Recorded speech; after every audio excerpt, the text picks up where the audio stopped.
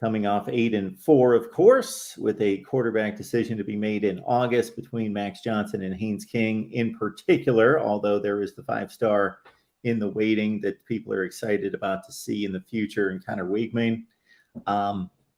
Let's start right there.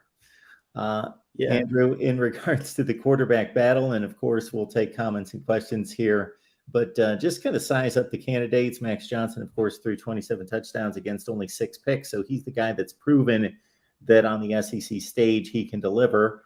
But Haynes King obviously won the job last fall.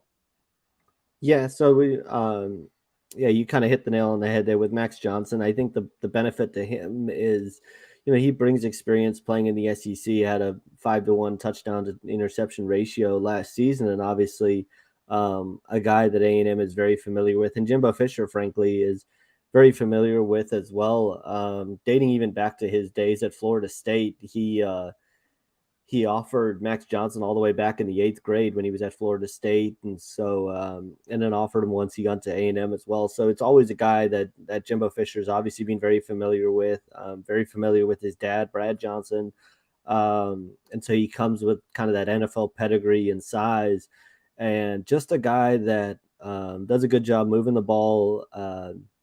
At times takes too many sacks, but didn't play behind a very good offensive line at LSU. And so I guess the question is kind of, with a good offensive line, what can he do in that offense? And with a good running game, A&M is going to lean on Devon Achane pretty heavily.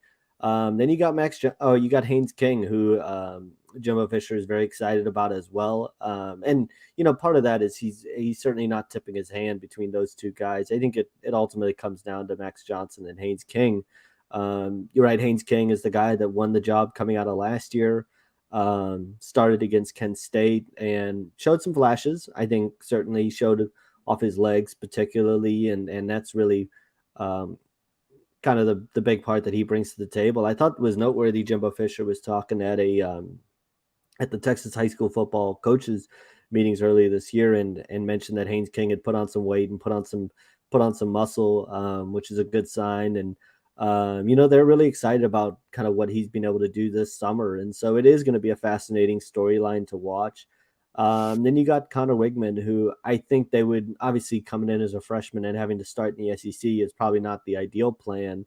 But he certainly looks like the guy in the future. And, one of the points that always comes up with him is A&M didn't really push for Quinn Ewers when he was in the transfer portal because of how good they felt about Connor Weigman and how they felt like he was the best quarterback in the 2022 class. And so, he's done nothing to taper those expectations since he's arrived on campus and has done everything really they've asked him to do. But in terms of him being ready to go right away, I don't think that's going to necessarily be the case. But one of the big goals too this year is to build more depth in the quarterback room, and I think that's probably where Jimbo Fisher kind of feels like he needed to go this offseason, whether it's Max Johnson or Haynes King, having a backup that he can turn to, because obviously everybody saw what happens last year.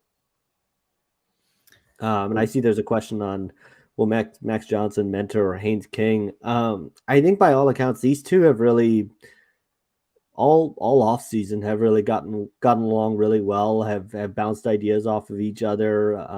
They've both welcomed the competition. And so I see no reason that, he wouldn't mentor Haynes King if he were to beat him out, or the two wouldn't just continue to work in the quarterback room. Neither guy seems like really somebody who would turn off to working with the other. And so, I'm sure whoever loses the quarterback battle is going to be disappointed. And, but I see no reason those two can't work together for the season at least.